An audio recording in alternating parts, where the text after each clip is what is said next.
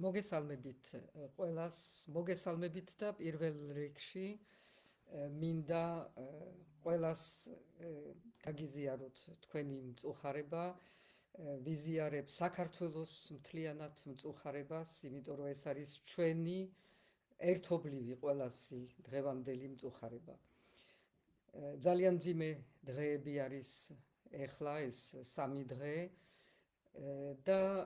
თან არის მარხვის პერიოდი, რომელსაც დაემთხვა ეს ძალიან მძიმე პატრიარქის გარდაცვალება და ჩვენ ყველანი ერთად ამას ვგლოვობთ და მე მგონი რომ ძალიან მნიშვნელოვანი არის საქართველოს ისტორიაში ეს დღეები, როცა ჩვენ ნამდვილად ვგრძნობთ რომ ვართ ერთი ქვეყნის შვილები, ერთი ერის შვილები და განვიცდით ერთად ერთ და იგივე რამეს. ეს არ არის ორიგინალური მომენტები ქვეყნის ისტორიაში, ჩვენ უფრო ვიცით დაპირისპირება, ვიცით დაყოფა და ეს მოყვება და გვასუსტებს ისტორიულად და გვასუსტებთ დღეს, მაგრამ ვიცით ასევე ასეთი დღეები, როცა ერთმანეთს უერთდებით და ვართ უფრო ძლიერები. და ის რაც დავინახეთ ამ დღეებში, ეს უზარმაზარი ნაკადი ხალხის, რომელიც ჩუმად მორიდებულად მიდის და პატივს აგებს პატრიარქს, არის მისი უდიდესი დამსახურება. იმიტომ რომ მისი ცხოვრების ალბათ მთავარი მიზანი, მთავარი მიღწევა არის და იყო ის, რომ აღადგინა ეკლესია და აღადგინა ერთიანი ქართული საზოგადოება რწმენით. ჩვენ ერთიანი ვერ გავხდით პოლიტიკურად, ბევრი გვაშორებს ამისგან, მაგრამ ეკლესიის ირგვლივ ეს ერთობა შეიკრა და ეს არის პატრიარქის მთავარი ერთ-ერთი მიღწევა. ეკლესია, რომელიც მანამდე ამ 70 წლის საბჭოთა წნეხის ქვეშ პრაქტიკულად აღარ არსებობდა, იყო ფორმალობა და ეს ფორმალობა გადააქცია ცოცხალ ეკლესიად, რომელმაც ასევე როგორც ეს იყო ისტორიული დანიშნულება ჩვენი ეკლესიის, რომელიც გახდა ჩვენი დამოუკიდებლობის ღერძი ამ ძალიან რთულ პერიოდში, რომელიც მოყვა უშუალოდ დამოუკიდებლობის გამოცხადებას. ასევე პატრიარქის მიღწევა და მისთვის ძალიან მნიშვნელოვანი მიღწევა იყო ის, რომ 90 წელს აღიარებინა კონსტანტინოპოლის საპატრიარქოს ჩვენი ავტოკეფალია. ეს იყო მისი უდიდესი სურვილი და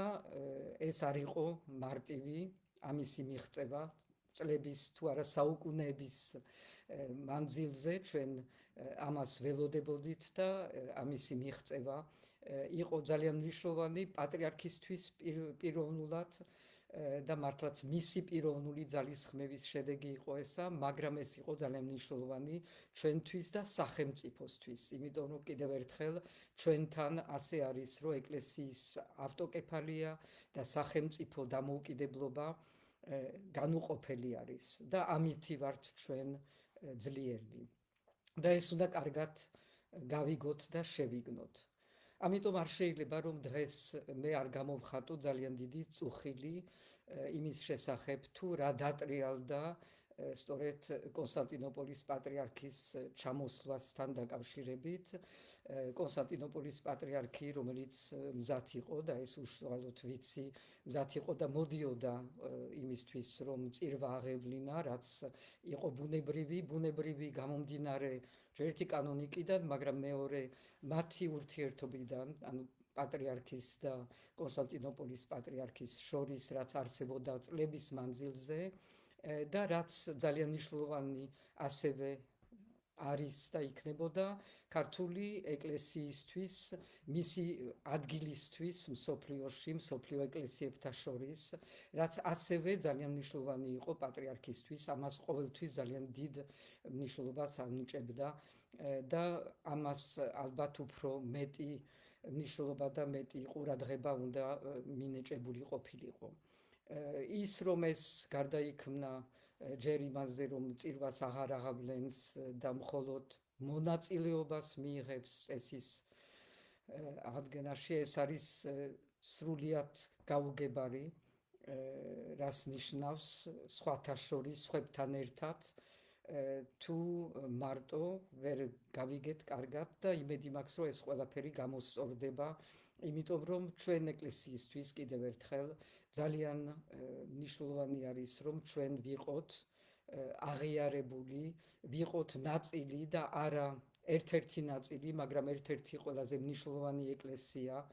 ამ ეკლესიათა შორის, იმითი რომ ვართ ერთ-ერთი პირველთა შორის და ეს არ უნდა დაიკარგოს.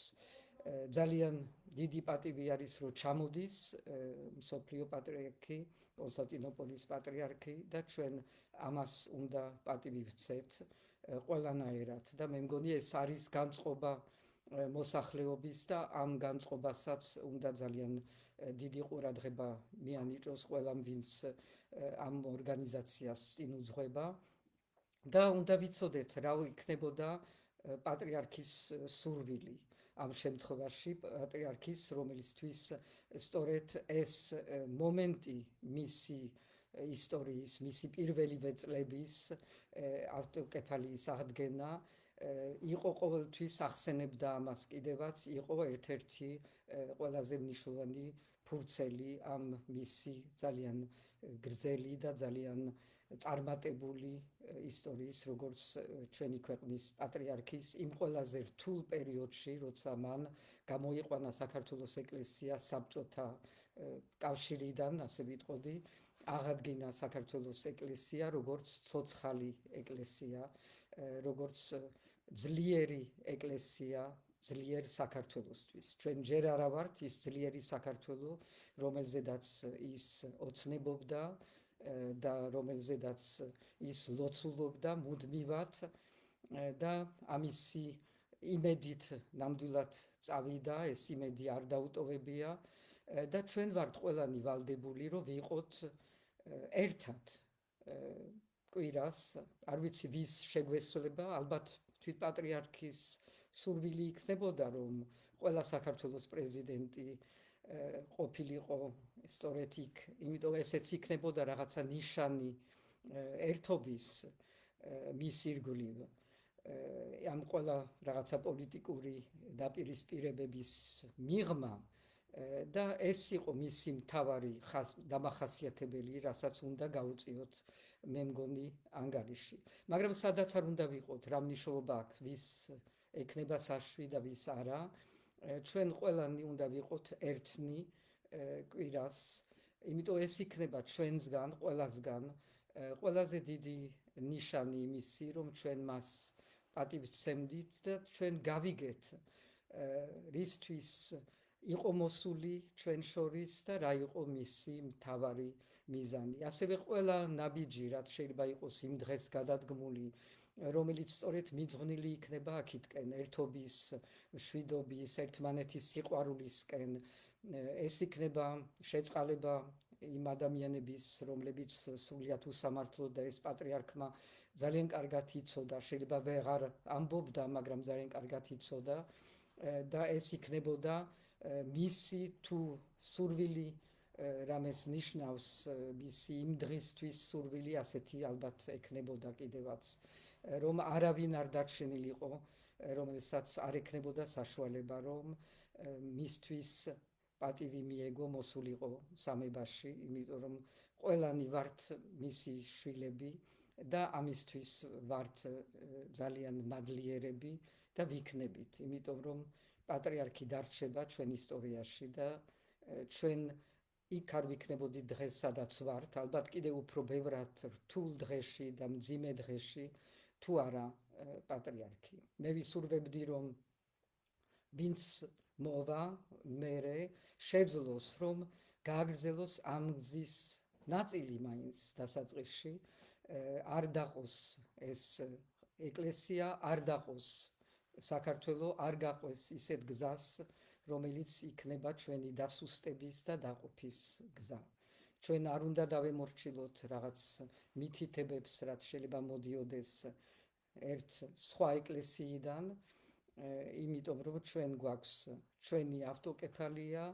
და ეს არის იმის ნიშანი, რომ ჩვენ უნდა გადავწყვიტოთ ჩვენი გზა და ეს გზა არის ის გზა, რომელზედაც დაგვაყენა პატრიარქმა, როცა გამოვედით თავისუფალ მოედანზე და ამ თავისუფალ მოედანზე გვატარა როგორც შეძლო, როგორც ჩვენ შევძელით, იმიტომ არ იყო ადვილი ჩვენი ტარება სადმე, ყველა მას კარგად გაიგებს, მაგრამ გვატარა დღემდე და ჩვენც აქედან წინ ვივლით და ვივლით სწორ გზაზე. მე დღეს კითხვებზე არ გავცემ პასუხს, ეს არ არის ამის დრო, ეს გლოვის დღეები, მინდოდა მხოლოდ თქვენთან გამეზიარებია ჩემი ემოციები დღევანდელი, ჩემი მოსაზრებები და მინდოდა მეთქვა, რომ მე თქვენთან ვარ ამ წუხარებაში, რაც ჩვენ ყველას გვაერთიანებს. დიდი მადლობა.